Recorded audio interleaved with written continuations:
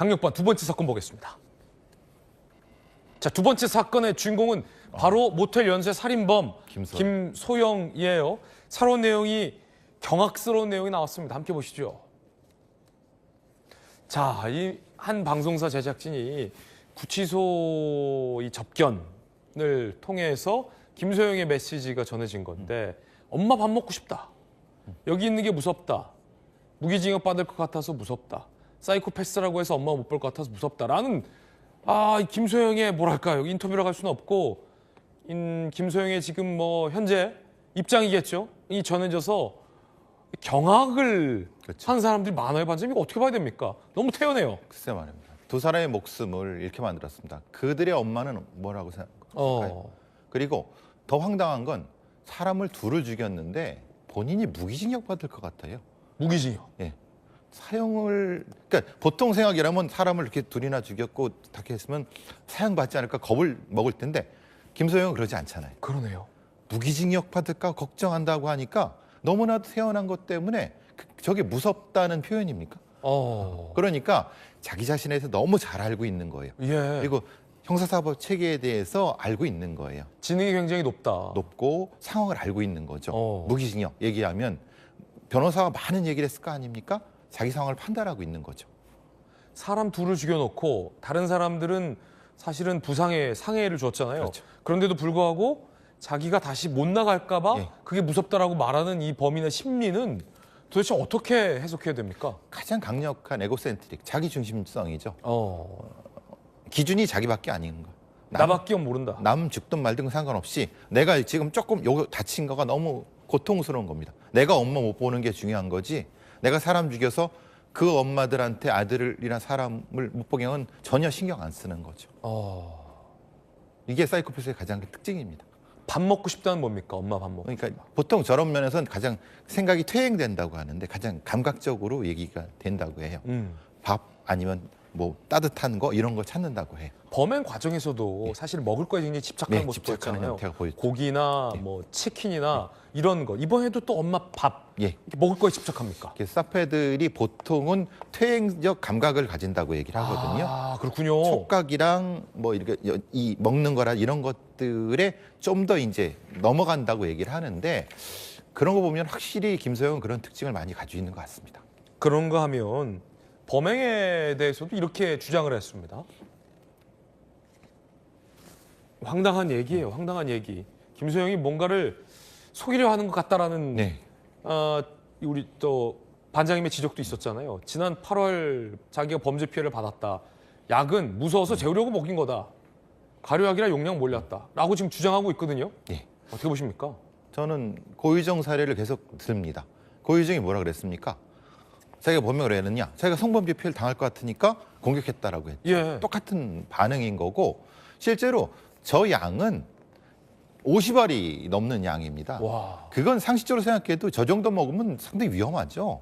저걸 가지고 그냥 단순히 재우려고 했다라고 하는 것은 그냥 우기는 겁니다. 거짓말인 거죠. 거짓말로 하면서 계속 우기면서 스스로에 대해서 자기도 각성도 되고 타인한테도 저런 얘기를 하는, 그런 얘기를 반복하고 있는 거죠.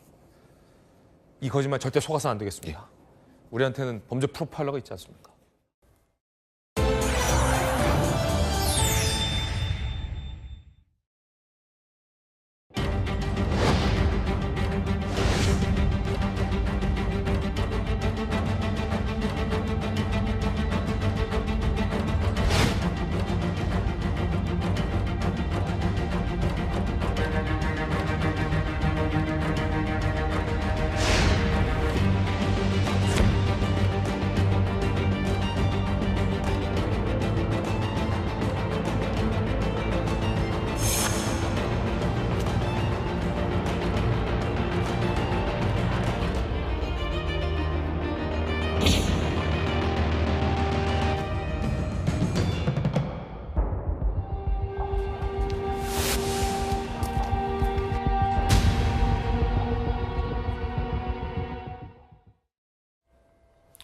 드디어 정체가 드러났습니다. 강북 모텔 연쇄살인 사건의 피의자 20살 김소영입니다. 신상이 공개가 됐죠. 약물이 든 음료로 남성 2명을 잇따라 살해한 혐의를 받고 있습니다. 검찰이 신상정보공개심의위원회를 열어서 신상 공개를 결정했습니다. 그러면서 이제 피의자의 정보가 만천하에 알려지게 된 건데요. 경찰에서는 기존 피해자들 외에 추가 피해자로 의심되는 인물이 2명이 더 있다. 이렇게 확인을 해서 이와 관련한 것도 수사를 진행하고 있습니다.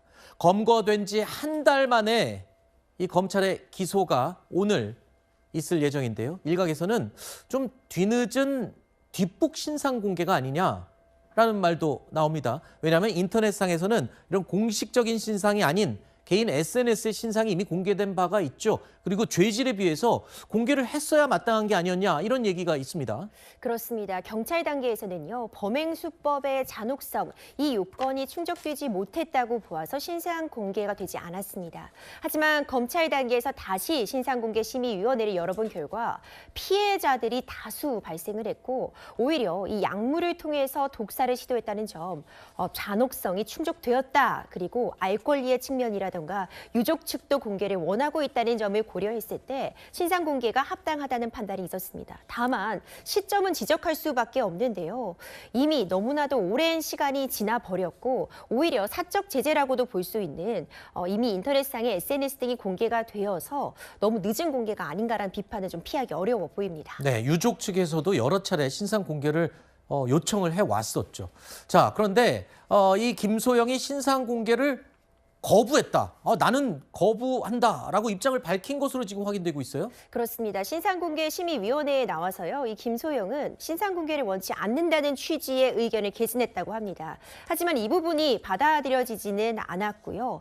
워낙 이 피해자가 너무나도 참혹한 이 결과를 맞이했으며 이 추가 피해자들도 지금 발견이 되고 있는 그런 부분들을 감안하자면 네. 당연히 공개가 됐어야 하는 결과다라고 보여집니다. 네, 오늘이 구속기간 만료인 만큼 이 곧 살인 등의 혐의로 재판에 넘겨질 예정입니다. 그런데 아까 제가 잠깐 언급했지만 경찰이 추가 피해자로 2명이 더 확인됐다. 그러면 이제 추가 기소도 가능성이 당연히 남아있는 거죠? 그렇습니다. 지금 1명은 상해를 입었고 2명은 사망하는 중한 결과가 발생했는데 이 1, 2차 범행 사이에 추가로 어떤 추가 피해자가 발생한 것으로 검찰은 보고 있습니다. 이 SNS 메시지 등을 분석해 보면 여러 불특정 다수에게 메시지를 보내고 만나자고 제안하는 그런 부분들이 확인되었는데요. 네. 이런 부분을 확인해 보건대 경찰에선 지금 날짜도 특정을 했고요. 뭐 정확하게 약병이라던가 독사를 시도했다는 부분의 물증까지는 확인이 되지 않는다고 해도 대화 내용 등을 통해서 충분히 추가 범행에 대한 입증을 할 수 있을 것이라고 보여집니다. 네. 자, 이런 가운데 이 피의자 김소영과 관련해서는요. 사이코패스 검사에서 25점이 나왔다. 사이코패스로 판명이 났고요. 이것 말고도 파면 팔수록 이해할 수 없는 행동들이 계속 나오고 있죠. 과거에 또 수차례 절도 사건에 휘말렸다라는 게 확인이 됐어요. 뭐 어떤 절도 사건 내용이었습니까? 2024년도에 이 김소영과 함께 청소년 센터를 다녔었다라는 그런 지인들의 인터뷰 내용이 공개가 되고 있는데요. 좀 충격적인 부분은요. 먼저 친하게 지냅니다. 그러니까 먼저 다가가고 지인들에게 접근을 해서 환심을 산 다음에 좀 친하게 지내고자 한다면 갑자기 물건들이 없어지기 시작하는 겁니다. 뭐 지갑이나 에어팟 같은 것을 가져가는 그런 행태를 보이고 CCTV를 확인해 봐야겠다. 누가 내 물건을 훔쳐갔다. 너냐? 이렇게 물으면 나는 아니다라고 펄쩍 뛰다가 CCTV 확인해 보겠다고 하면 돌연 범행을 인정하는 그런 모습을 보였다고 하는데 이렇게 절도 사건이 발각되고 나면 모든 지인과의 연락을 차단하고 또 홀연히 사라졌다고 합니다.